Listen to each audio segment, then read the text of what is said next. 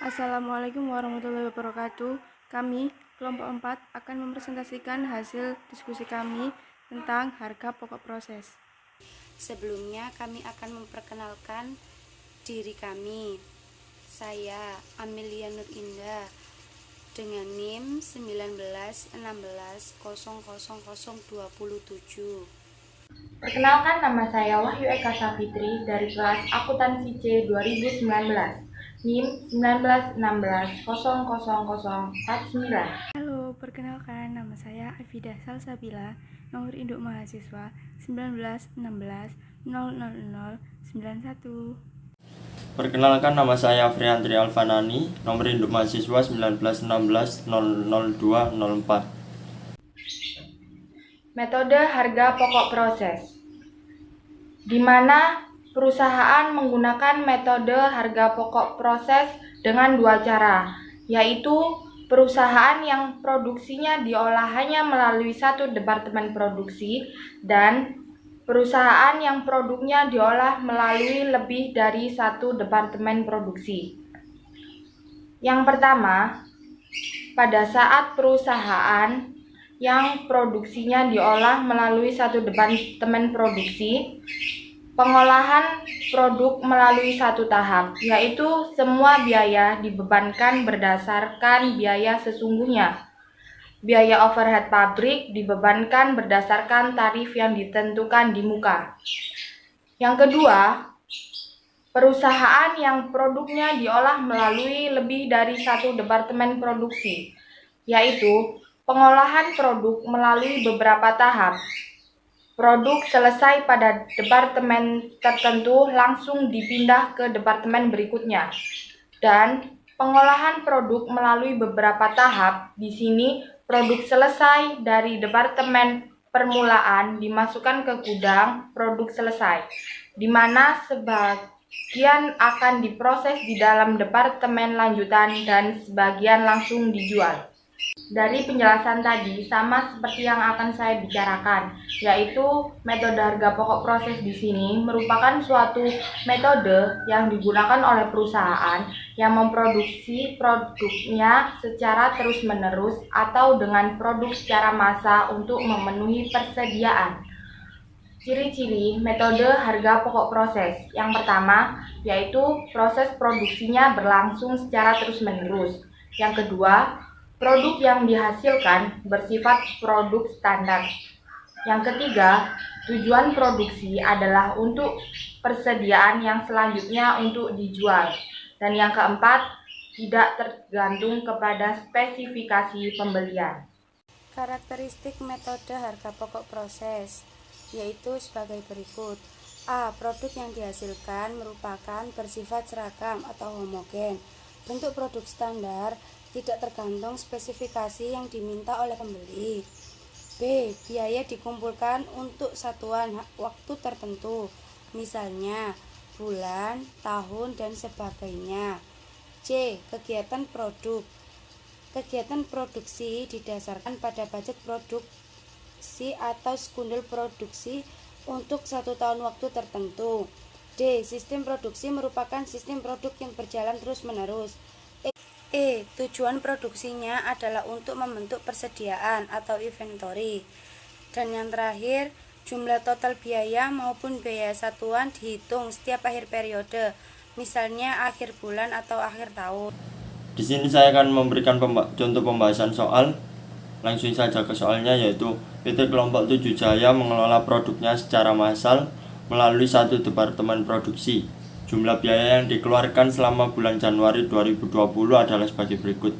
Biaya bahan baku sebesar Rp5 juta, biaya bahan penolong sebesar Rp7.500.000, biaya tenaga kerja sebesar Rp11.250.000, biaya overhead pabrik sebesar Rp16.125.000, total biaya produksi sebesar Rp39.875.000. Jumlah produk yang dihasilkan selama bulan tersebut adalah produk jadi sebesar 2000 kg, produk dalam proses pada akhir bulan sebesar 50 kg, dengan tingkat penyelesaian sebagai berikut. Biaya bahan baku sebesar 100%, biaya bahan penolong sebesar 100%, biaya tenaga kerja sebesar 50%, biaya overhead pabrik sebesar 50%.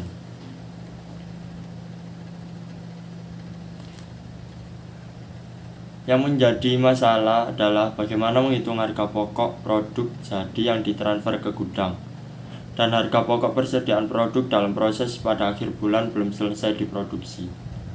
Untuk tujuan tersebut, perlu dilakukan perhitungan biaya produksi persatuan yang dikeluarkan dalam bulan Januari 2020. Hasil perhitungan ini kemudian dikalikan dengan kuantitas produk jadi dan akan dihasilkan informasi harga pokok produk jadi yang ditransfer ke gudang. Untuk menghitung harga pokok persediaan produk dalam proses pada akhir periode, biaya produksi persatuan tersebut dikalikan dengan kuantitas persediaan produk dalam proses, dengan memperhitungkan tingkat penyelesaian persediaan produk dalam proses tersebut. Untuk menghitung biaya persatuan yang dikeluarkan oleh perusahaan tersebut, perlu dihitung unit ekuivalensi bulan Januari 2020 dengan cara perhitungan sebagai berikut. Biaya bahan baku. Biaya bahan baku sebesar 5 juta digunakan untuk menyelesaikan produk jadi sebanyak 2000 kg dan 500 kg persediaan produk dalam proses. Jadi, ekuivalensi biaya harga bahan baku adalah 2000 ditambah 100% dikali 500 sama dengan 2000 ditambah 500 sama dengan 2500 kg. Biaya bahan penolong. Bahan penolong yang dikeluarkan pada Januari 2020 sebesar 7.500.000 menghasilkan 2000 kg produk jadi dan 500 kg persediaan produk dalam proses. Tingkat penyelesaian 100%. Dengan demikian, unit ekuivalensi biaya bahan penolong adalah 2.500 kg yang dihitung sebagai berikut.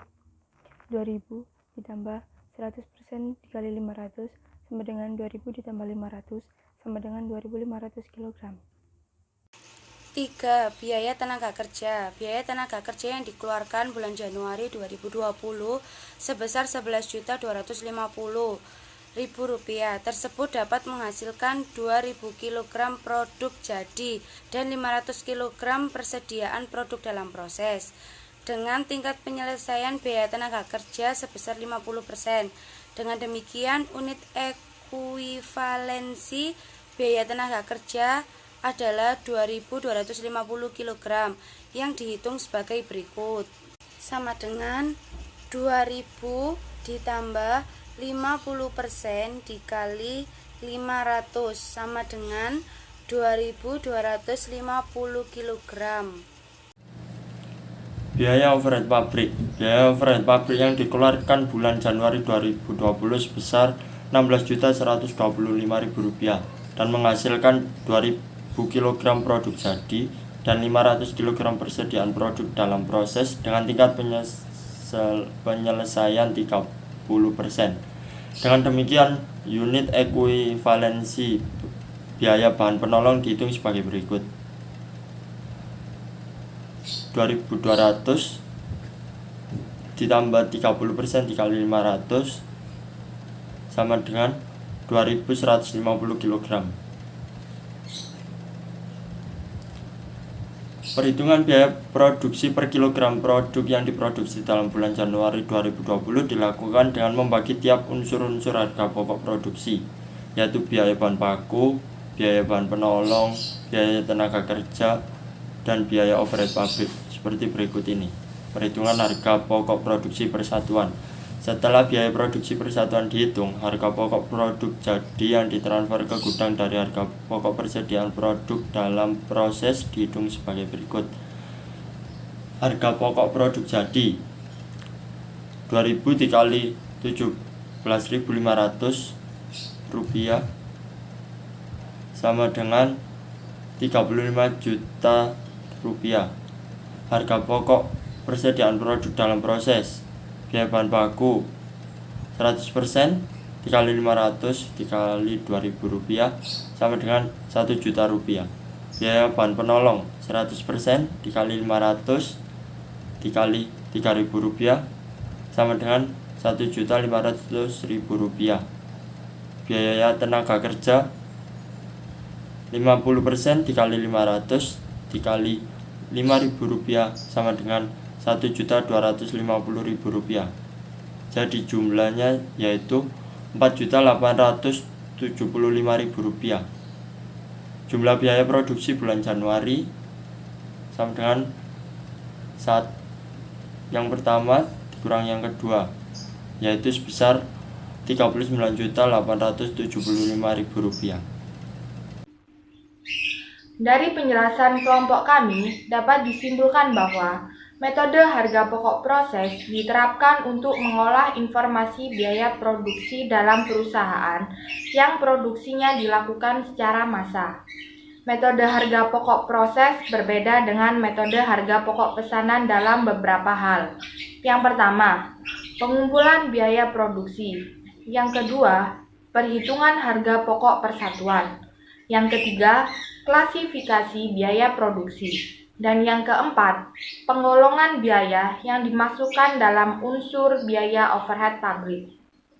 Masalah pokok yang terdapat dalam metode harga pokok proses di sini yaitu bagaimana menentukan harga pokok selesai yang ditransfer ke departemen produksi berikutnya atau ke gudang, dan bagaimana menentukan harga pokok produk yang pada akhir periode masih dalam proses di suatu departemen.